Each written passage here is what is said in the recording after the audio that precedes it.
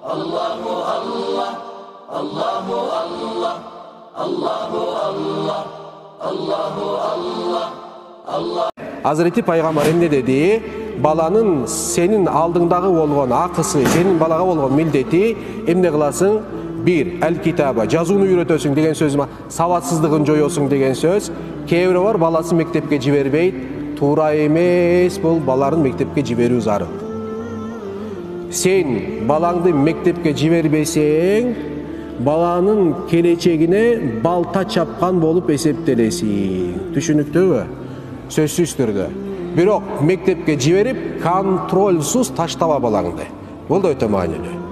Анан физический жактан балаңды тарбиялайсың. Спорт өтө маанилүү. Спорт менен кошо интеллектуалдык деңгээлди өстүрөсүң. Эгерде спорт менен кошо интеллектуалдык деңгээлин өстүрбөсөң, акылдуу кылбасаң, эртең сенин балаң UFC, MMA-дын эмеси боеци болот. Харам болгон нерсеге кирип кетет. Түшүнүктүүбү? Көчөдө эле ошондой болот. Анан кээ өткөндө бир айткандай эле да, сен ошондой балаңды спортко берип, бирок акыл жагын өстүрбөсөң, үйдө байгы семирткен букадын айырмасы калбай калат. Стыпи сорвется, конец всем будет дегендей. Түшүнүктүү? Жаман болот. Себеби сила есть, ума не надо.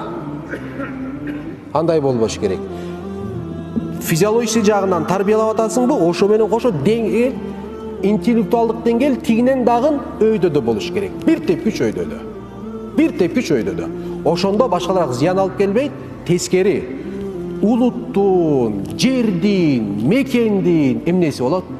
En çoğun güzötçüsü, kızmatçısı, kıskachası canın, mal mülkün berediği dayar bolgon bir insan var.